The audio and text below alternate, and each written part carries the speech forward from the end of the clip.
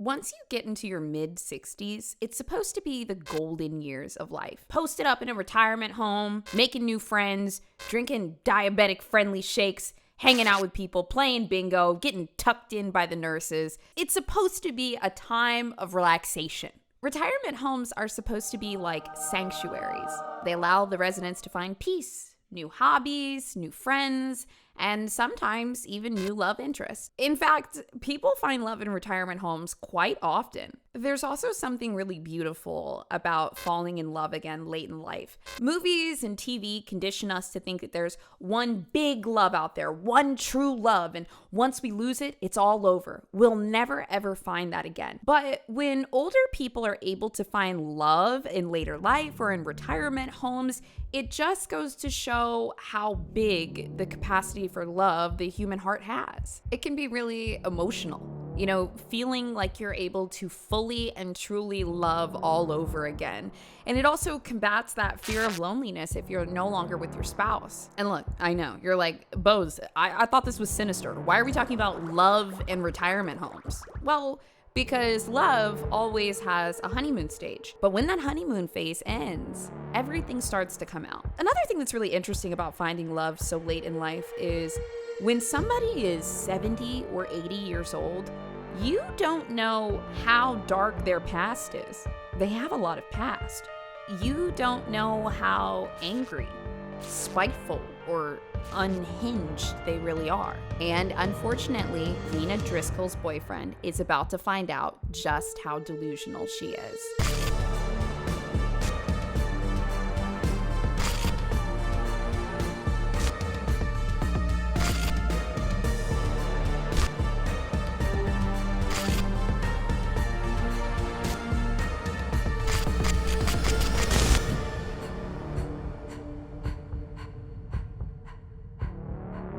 This case has been burned into my brain for over 10 years. I still can't believe it. Like, anytime somebody that's elderly murders someone, it always boggles my brain because I'm like, did they always have it in them? Did they, like, what? I have dug so deep to understand what happened in this case and why. And I think I have not only an interesting story to tell you, but some very interesting pieces of the puzzle that we were able to put together by looking at old newspapers and the census. Lena Mae Driskell was born in 1927 in Georgia. Her husband was about 6 years older than her, and his name was Lewis J. Driskell. So they're born in the early 1920s, and look, they lived kind of not extraordinary lives.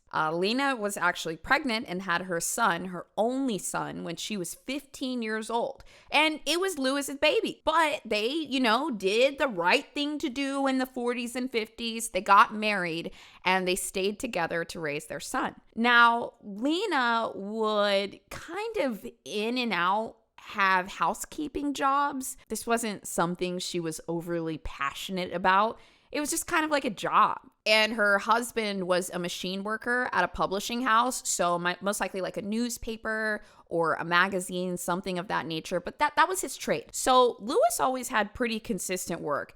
And Lena, in the early years, from the 40s to the 50s or 60s, she was just kind of like cleaning houses and staying home sometimes, being with her son. And they were just trying to make it. Like I said, it wasn't extraordinary. They didn't have massive ambitions. And if they did, they really didn't know how to attain them. So they lived their lives day in and day out, just working and taking care of their son. After a while of Lewis trying to support the family as a whole, Lena eventually went and became a nursing assistant. She was certified. She did that for maybe roughly a decade or so, but she would eventually retire from that position. So she worked that right up until she could get out and retire. Lena, she kind of just liked to keep to herself. She didn't have a lot of family that she stayed in touch with.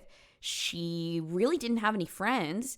It was just her, Lewis, and their son. Now, their son, Eddie, according to the census, he got out pretty much as soon as he could. He got out of the house. He didn't want to stay with his parents. So it was just Lena and Lewis for many, many, many years. Their relationship wasn't the healthiest because when you're kind of just codependent, sitting with your partner day in and day out, it's going to go one of two ways. Either you guys love each other to hell and back and you're best friends and you love being together constantly, or you're kind of like bickering and just dealing with each other, but you don't want to leave because it's so comfortable.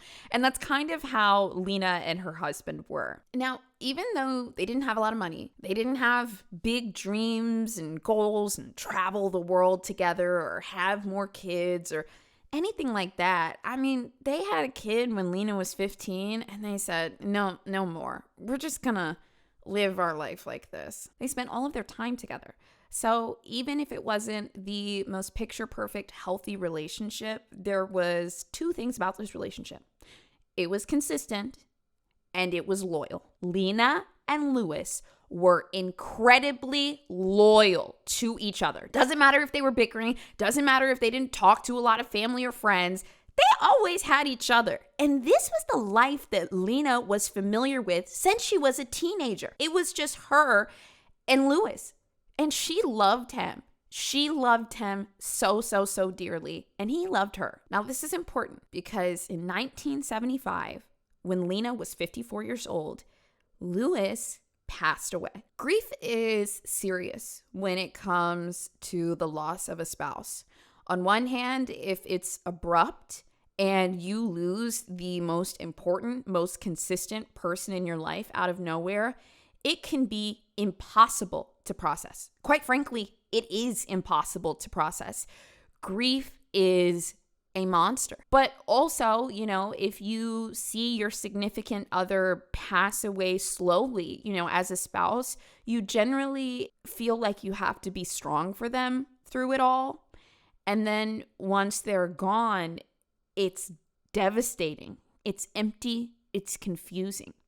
And that's exactly what happened to Lena. After over 30 years of being with this man and knowing nothing but being by his side, he was gone and she was alone. This is also part of the reason why Lena, who wasn't too consistent with work before, just kind of fully dove into being the medical assistant. It gave her something to do. It gave her some normalcy. It gave her the 9 to 5. It gave her a community that she would go to. And she was very socially awkward, very socially awkward.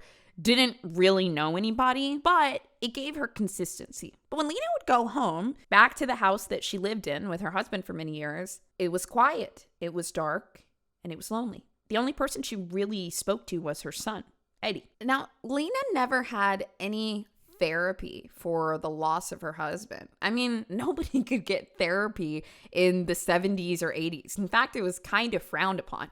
People thought that if you were getting help for something, that something must be wrong with you.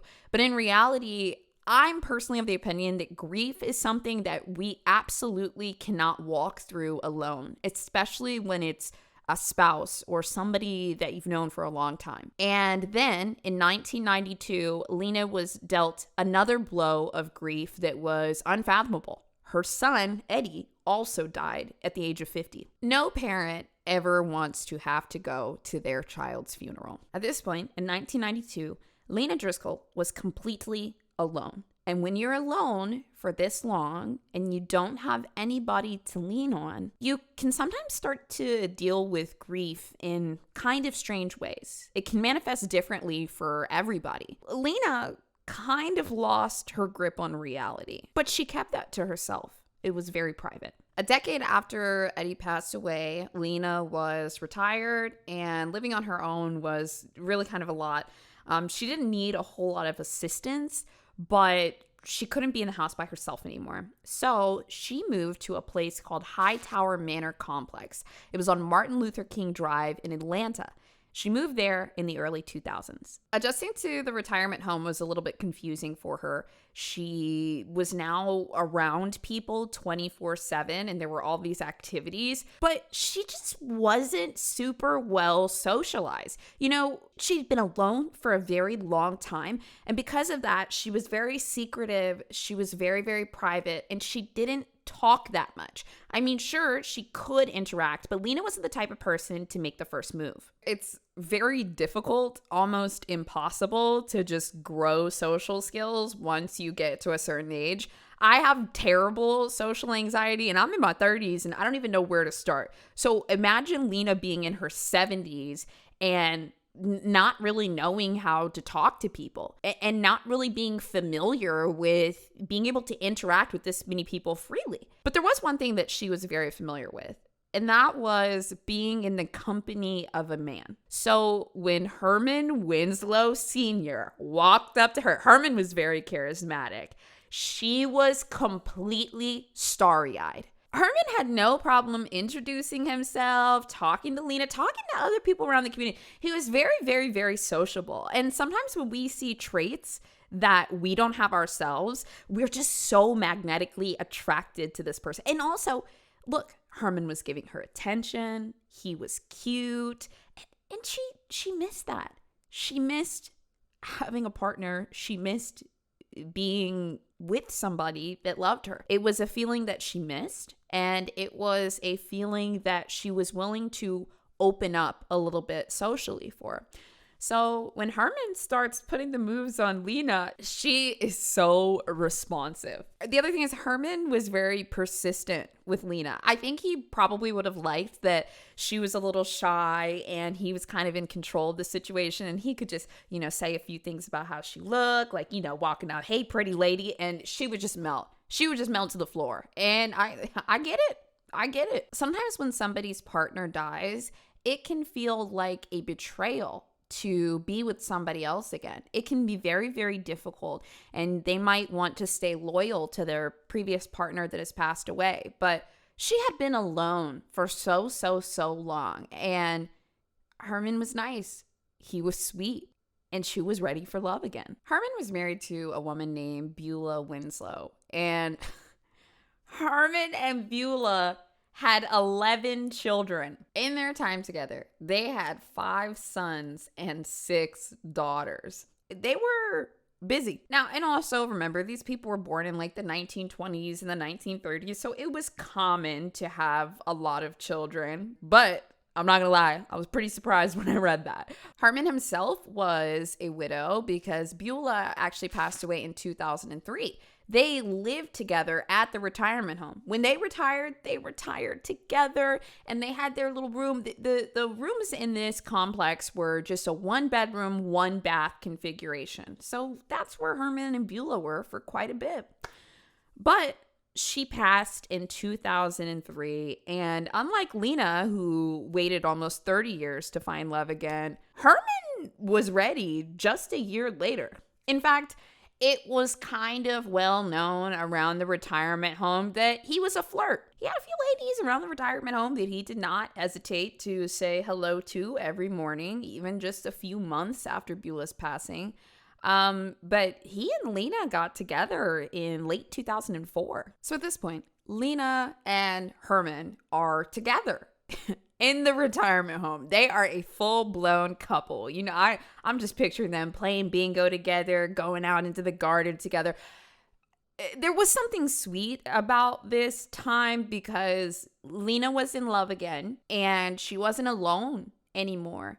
And Herman was very, very sweet to her. Even though you might think he was kind of a playboy around the retirement home, he really did love Lena. They even shared a bank account together. Lena's granddaughter would later talk about the relationship and say she was just so happy. She would show them photos of them together. She would talk about everything she loved about him.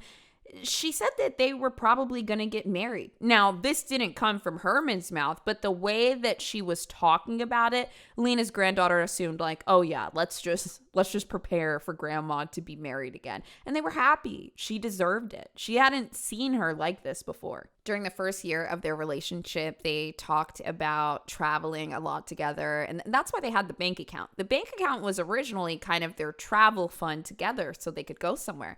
And in the summer of 2005, they finally took a trip together to Daytona Beach. Once again, this was a really sweet time because when you're in your 70s, you don't expect to fall in love again.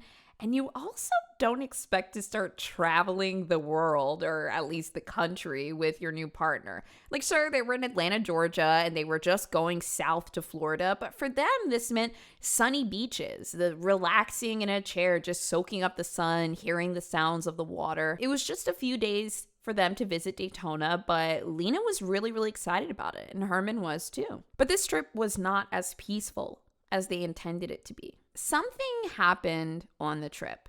Something that just completely turned Herman off. Lena started to suspect that he was talking to other women in the retirement home. And not just him, getting up in the morning and saying, hi to Shirley when he went to get his orange juice. She thought that Herman was like seeing multiple other women in the retirement home. Also, I hate to break this to you, but I have to tell you, people in retirement homes are very sexually active. So if you thought that Lena and Herman were just like sharing like scoops of sugar-free ice cream to each other, no, they weren't.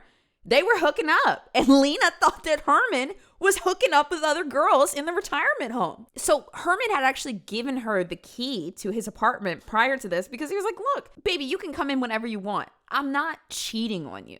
I love you and I want to be with you.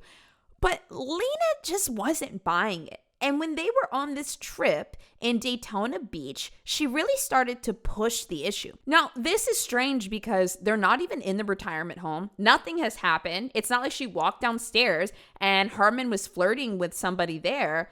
She just kind of concocted this and started pushing the issue while they were on vacation. These two did not have cell phones. These two were not on Instagram. They were not on Facebook. She didn't see him liking any photos or anything.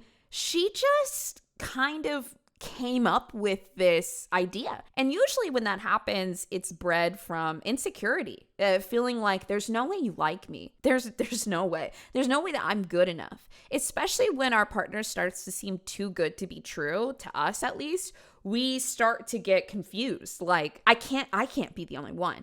There's got to be more. I'm not good enough for you to commit to me. And it can come from a deep-rooted insecurity.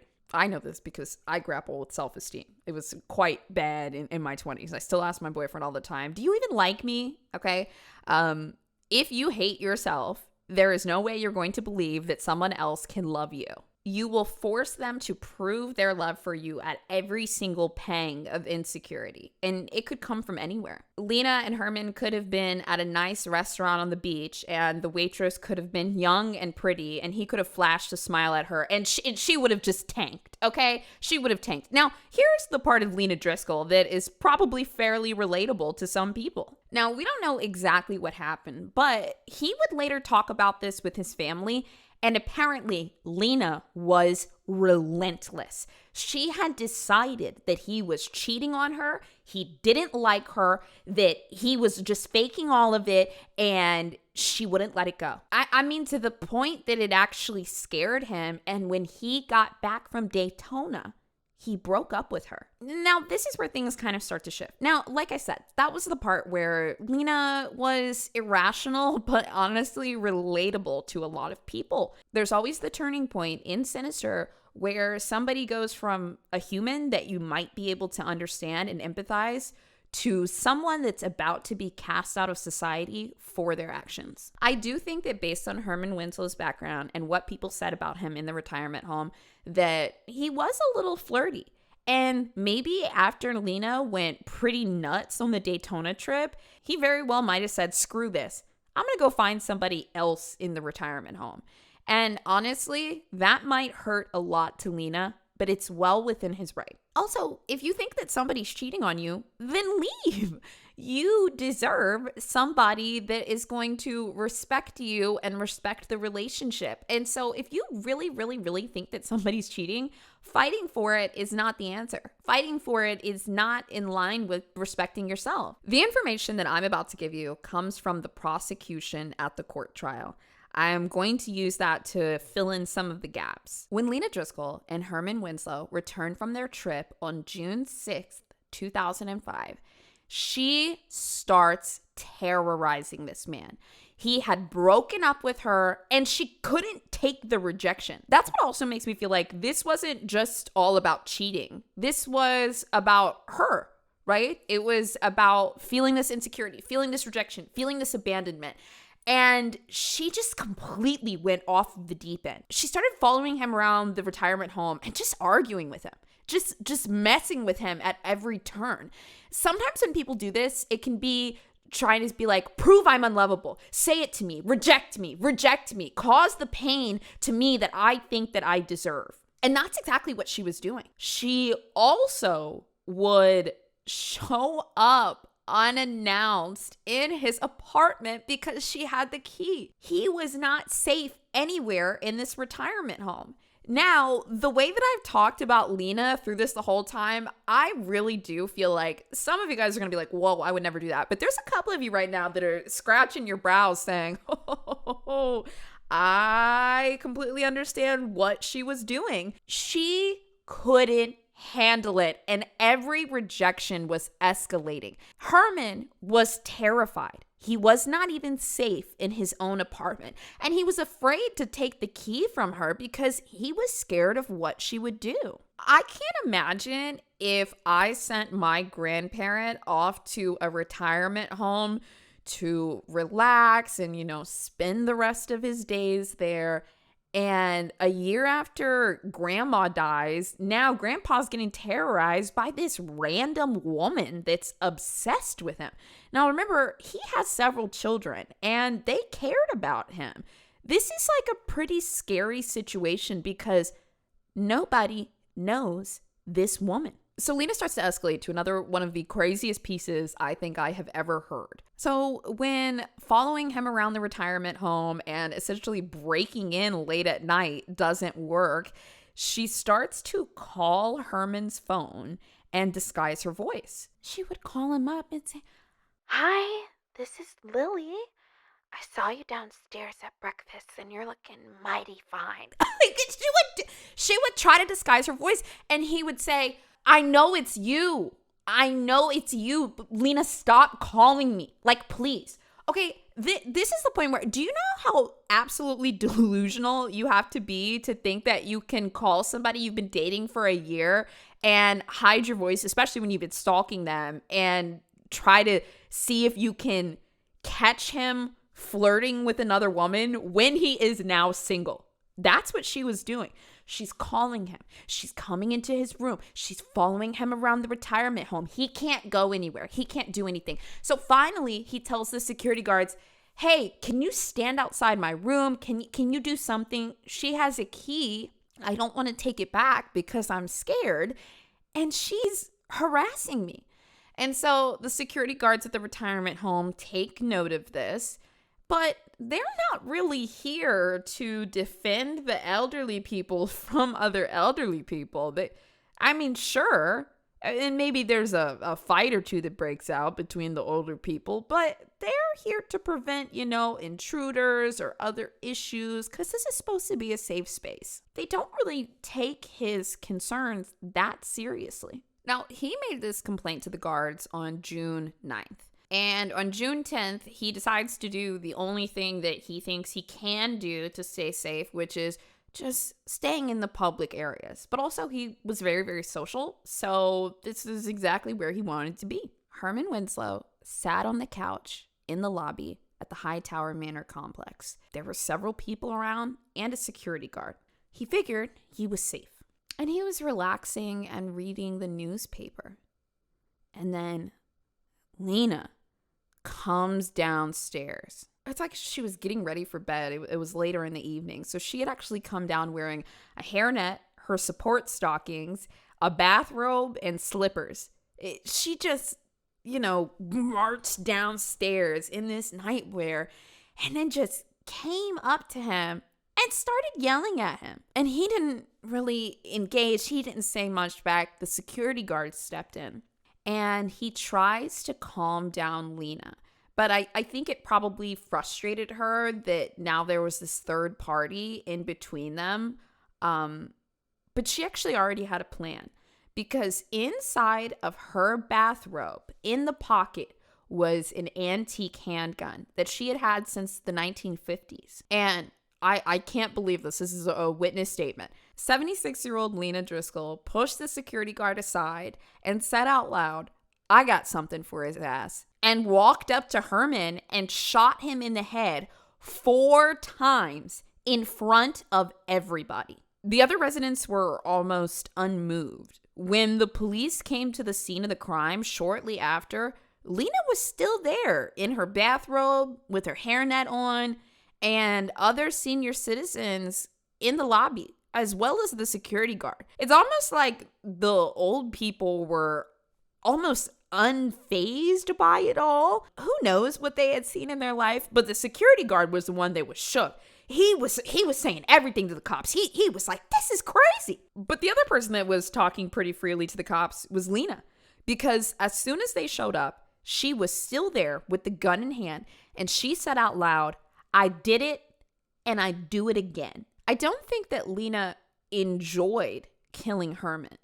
I think that she felt relief after that. So her saying that might have been a statement of, I will do away with anything that is hurting me too much. Even though Lena was still holding the gun, her age had a big factor in this, because the police kind of put their guns away, even though she had hers out, and they convinced her to slowly put it down. They arrested her that night. The moment she was arrested, the press went absolutely wild. It was actually a pretty big case, because if you're anything like me, you can't imagine why somebody would kill someone when they're 70 or 80 years old. It just sounds crazy. But I think maybe now that you know all of the pieces that led up to this, maybe it makes a little more sense. But when they got to court, they had to prove without a reasonable doubt that this 79-year-old woman was dangerous and had to be off of the streets. The prosecution painted a portrait of a woman that was enraged by the rejection. She was upset that her only year-long romance from her partner was ending, and that he may have found another companion at the retirement home. I mean, the prosecution laid out pretty much everything I told you very matter-of-factly, but the defense team tried to say, listen, this was a crime of passion. Lena's not going to hurt anybody again. In fact, she'd had this gun since 1957, and she'd never hurt anybody. This antique gun was just for protection. Also, her granddaughter, once again, Lena Holt, who was actually named after her, this is kind of the only person that I saw that ever really spoke up for Lena Driskell. She came out and she said, like, I have no idea how this happened. I don't know why my grandma did this. I never saw any of the signs, but like, we are very, very sorry. The newspaper reports said that Lena Holt was very teary when she talked about everything that happened. It wasn't cold and, please let my grandma out. She was upset. Once again, Lena's age played a really big role in all of this, and she was released on $25,000 bail and put on house arrest for murder. This enraged the family of Herman Winslow. A year later at the full trial, Lena would actually take the stand, and it would show just how far gone she was. Now, her team actually tried to do a temporary insanity plea, which if you followed true crime cases for a while, you probably know that's an incredibly difficult thing to prove. But once again, she's getting grace after grace for her age. I think this is really disappointing, because Herman Winslow has an entire family that's looking for some kind of justice. They trusted their grandpa. God, that makes me so upset. They trusted their grandpa to be safe at this retirement home. If anything, he might have had health issues, not be murdered. And here, the retirement home has failed him after he asked security for help. And now the courts are letting this lady off easy just because she's old. So prosecution and defense are going back and forth like usual. And then eventually Lena takes a stand. Now, I don't know if this is what she was actually thinking, or if the defense was pushing it further to try to get this insanity plea. But Lena took the stand and said that she knew shooting him was wrong, that she shouldn't have done that. But she claims that she was driven to the point because Herman was, quote, dating multiple women, dozens of women. She claimed that multiple women were in and out of his room day and night. Now, we know this isn't true because over the couple of days that he was alive after the Daytona trip, she was just busting into his room whenever she wanted, and she never caught him with a lady. He was in bed in his boxers. She also expressed this bitterness towards him because she claims that she had sworn off of dating and that he really pursued her. So she just had a lot of blame and malice for him, even though he was now dead. She also says on the stand that he was having dates by the hour, and she also believed that he was involved in a sex ring. She told the jurors that she finally just completely flipped a switch when they had come back and he stood her up for a barbecue date, and she claims that she can't remember anything after that. Everything just kind of went into a haze. The sex ring comment is absolutely insane. And the reason that I think her defense team set her up for it was because in their closing statements, they actually kind of tried to back this up by saying, no, Lena's delusion that her boyfriend was a geriatric gigolo, yes, they actually said that, is, just wild. So you guys should let her go because she's delusional. That's why I think that they fed her that line. But do I think that to an extent it was based in reality that she really believed that he was seeing all of these other women? Yes. And I think they just played into it and tried to really hype it up. The sex ring comment was just crazy. On the other hand, the prosecutors argued point blank period, well, she just said on the stand that she knew what was wrong. So she cannot plead insanity. Pleading insanity basically implies that at the time of the murder that you did not know right from wrong.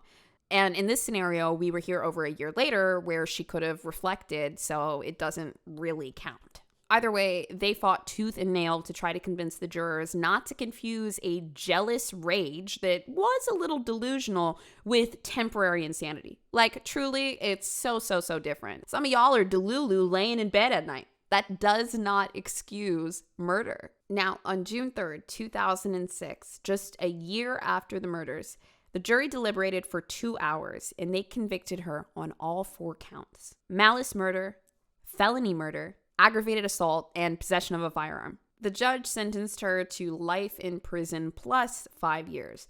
But as you know, that was not going to stop the defense from filing an appeal. 2 years later, her conviction was overturned and she was granted a new trial. Her new defense attorneys claimed that the previous ones just didn't do their job. This is the other part that I just hate, because for the victims' families, you think that you hear guilty. You think that you hear life in prison and it's over. But it's really not. For Lena to be, getting new attorneys and trying new things and trying to get out 2 years later is just absolutely devastating. Horace Winslow Jr., who was Herman's son, actually later said, "I'd like to see her come out of there in a hearse." He claims that he didn't have any animosity towards her, but he was still mad that she had killed his dad and no justice was being served. His anger was completely valid, but then one of the worst hits came. Lena was retried and then convicted of voluntary manslaughter with time served. That means that for the crime committed in 2005, she would be released in 2015. Lena Driskell's story is a reminder that jealousy is a powerful emotion, but it's also something that can be controlled if acknowledged. Lena didn't even try. She just let all of the jealousy, all of the insecurity, and all of the rage come to the surface.